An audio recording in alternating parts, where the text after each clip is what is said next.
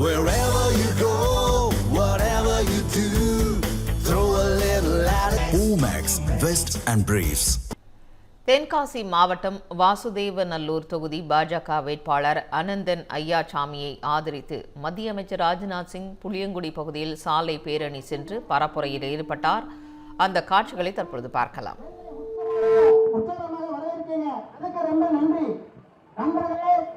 திமுக கட்சி தமிழ்நாட்டுக்கு துரோகம் செஞ்சிருக்கு. இப்போ தமிழ்நாட்டில் சட்டம் ஒழுங்கு சரியில்லை, குற்றங்கள் அதிகமாகிறது. அரசாங்க ரிப்போர்ட்டே சொல்லுது, குழந்தைகள் மேலே நடக்கும் குற்றங்கள், தலித் மக்கள் மேலே நடக்கும் வன்முறை எல்லாம் கூடியிருக்கும். இதெல்லாம் திமுக அரசு தோல்வி அடைஞ்சிருக்கிறது காட்டுது. இதுக்கெல்லாம் திமுக அரசு முதலமைச்சர் ஸ்டாலின் அவரோட மகன் உதயநிதி ஸ்டாலின் தான் பொறுப்பு. திமுக தமிழ்நாட்டை வளர்க்கான அழிவு பாதையை கூட்டிக் கொண்டு செல்கிறது. ब्रदर्स एंड सिस्टर्स, तमिलनाडु में डीएमके सरकार के एक और मंत्री, उनके परिवार पर मनी लॉन्ड्रिंग का आरोप लग चुका है. डीएमके सरकार के शासन में भ्रष्टाचार की जड़ें कितनी गहरी हो चुकी हैं, इसका एक और बड़ा उदाहरण है टैक्स महकमे में हुआ घोटाला. यानी जो लोग जनता की सेवा के लिए जिम्मेदार हैं, वे खुद ही ड्राई फ्रूट्स खा रहे हैं और जनता को मुसीबतों के डेजर्ट में ड्राई होने के लिए उन्होंने छोड़ दिया है. திமுக அமைச்சர்களும் எம்எல்ஏக்களும் பகிரங்கமாக ஊழல் பண்றாங்க. கொள்ளையடிக்கின்ற நண்பர்களே, சென்னை உயர்நீதிமன்றம் இங்கு ஒரு அமைச்சரையும் அவரோட மனைவியும் சொத்து குவி வழங்கல குற்றவாளியை சொல்லியிருக்கு. இன்னொரு அமைச்சர் பேர் ரொம்ப நாளா சட்டவிரோத மணல் கொள்ளையில் அடிபடுகிறது. ஈடி அமைப்பு சொல்றது, கடந்த சில வருஷங்கள்ல இந்த சட்டவிரோத மணல் கொள்ளைகள் மட்டும் கிட்டத்தட்ட 5000 கோடி ரூபாய்க்கு மேல் சம்பாதிச்சிருக்கிறாங்க. இது தமிழ்நாட்டோட வளங்களை நேரடியாக கொள்ளையடிக்கிறது. डीएमके के एक विधायक के अस्पतालों पर किडनी तस्करी जैसे गंभीर आरोपों की जांच चल रही है. लेकिन एक वीडियो में जो एमएलए ये कहते हुए दिखाई दे रहे हैं, वो कह रहे हैं उन्हें रोल्स रॉयस कार खरीदने के लिए और भी हमें किडनी चाहिए. मेरे बहनों भाइयों, डीएमके सरकार गरीबों की जिंदगी से खिलवाड़ कर रही है. डीएमके सरकार पर भ्रष्टाचार यह कोई एक्सेप्शन नहीं है, बल्कि मैं समझता हूं डीएमके गवर्नमेंट में यह एक पैटर्न बन चुका है. अब समय आ गया है कि जनता की लूट और भ्रष्टाचार के खिलाफ आप अपनी आवाज उठाएं और डीएमके की सरकार को यहां तमिलनाडु से विदा करें. यही अपील करने के लिए आप सबके बीच खड़ा हुआ हूं. திமுக தலைவரோட உண்மையான புத்தி இப்போ வெளியே தெரியுது. திமுக எம்எல்ஏ ஒருத்தரோட மருத்துவமனை மேலே சிறுநீரக கடத்தல் மாதிரியான பெரிய குற்றச்சாட்டுல விசாரணை நடக்குது. ஆனா ஒரு வீடியோல அந்த எம்எல்ஏ என்ன சொல்றா தெரியுமா? ரோல்ஸ் ராய்ஸ் கார் வாங்க வேண்டும் என்றால் இன்னும் கிட்னியை திருட வேண்டும் என்று சொல்கிறார். மொத்தம் இந்த தொடர்ச்சியாக திமுக அரசு நிர்வாகத்தை பொறுப்பா வேலை செய்ய வைக்கிறதுக்கு பதிலாக ஊழலை தான் வளர்க்கிறது. திமுக அரசு ஏழை மக்களோட உயிரோடு விளையாடுகிறது. திமுக ஆட்சியில் ஊழல் என்பது அவ்வளவா நடக்கிறது. ஆகவே மக்களே, இந்த திமுக ஆட்சியை தமிழ்நாட்டில் இருந்து விரட்டடிப்போம் என்று உறுதியளிப்போமாக.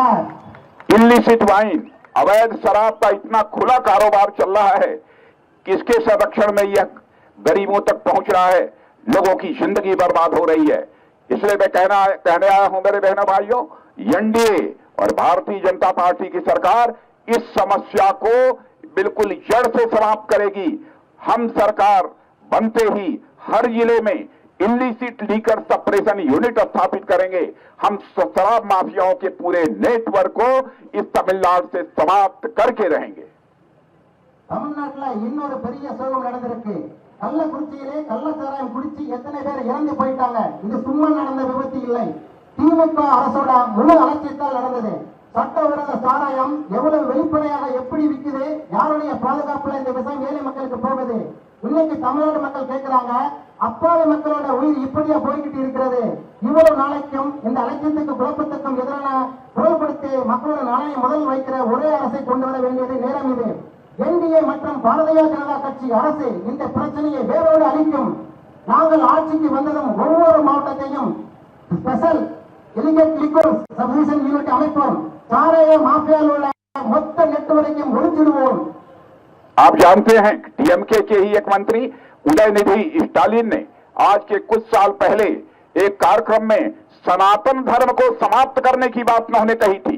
उन्होंने कहा था कि जिस तरह हम मच्छर, डेंगू, मलेरिया और कोरोना को खत्म करते हैं, उसी तरह सनातन धर्म को भी हम समाज से समाप्त करेंगे।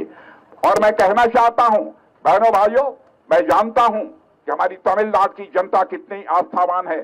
यदि किसी ने सनातन धर्म को समाप्त करने की कोशिश की तो वह स्वयं ही लोगों की नजर से गिर जाएगा। बहनों भाइयों, यह मैं विश्वास के साथ कह सकता हूं। திமுக எப்பவும் நம்மளை நம்பிக்கைகளை கேலி பண்ணிக்கிட்டே இருக்கு. திமுக தலைவர் உதயநிதி ஸ்டாலின் சில வருஷத்துக்கு முன்னாடி ஒரு நிகழ்ச்சியில் சனாதன தர்மத்தை ஒழிக்கணும்னு பேசினார். கொசு, டெங்கு, மலேரியா, கொரோனா மாதிரியான நோய்களை எப்படி ஒழிக்கிறோமோ அதே மாதிரி சனாதன தர்மத்தையும் சமூகத்தில் இருந்து ஒழிக்கணும் என்று சொன்னார். இது மட்டுமல்ல, இல்ல தமிழ்நாட்டு சுப்பிரமணிய சுவாமி கோயில் பக்தர்கள் பூஜை பண்ற உரிமையும் பறிக்கிறாங்க.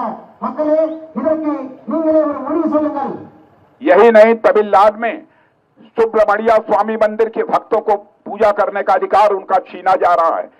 कार्तिकेय दीपम जलाने के लिए जा रहे श्रद्धालुओं को तमिलनाडु पुलिस ने रोक दिया, और रोका ही नहीं बल्कि उन्हें गिरफ्तार किया है। जबकि उच्च न्यायालय ने साफ साफ यह निर्देश दिया था कि तिरुपरन कुंद्रम पर दीप जलाने की परंपरा को अनुमति दी जाए। इसके बाद भी डीएमके की सरकार के द्वारा और उनके सहयोगियों को द्वारा आदेश को लागू नहीं किया जा रहा है, उसको दबाने की कोशिश की गई है।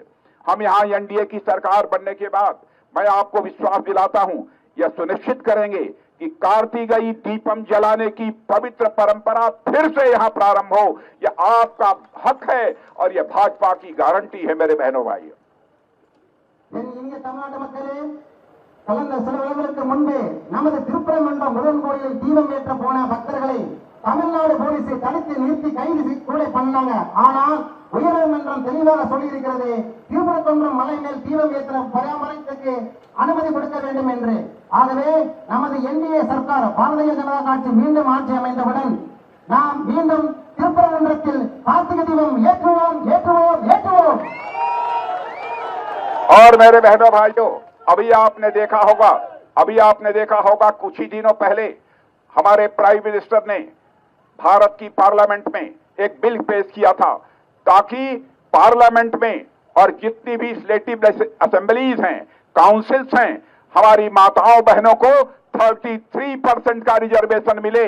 लेकिन डीएमके, कांग्रेस, टीएमसी और कम्युनिस्ट पार्टी जैसी पार्टियों ने उसे पास नहीं होने दिया है। मेरे बहनों भाइयों, लेकिन फिर भी गवर्नमेंट के बिहाफ पर मैं आपको आश्वासन देना चाहता हूं, और हमारे प्रधानमंत्री ने जो संकल्प लिया है उस आधार पर मैं आपको आश्वासन देता हूं कि हमको जिस दिन अवसर मिल जाएगा हम पार्लियामेंट में और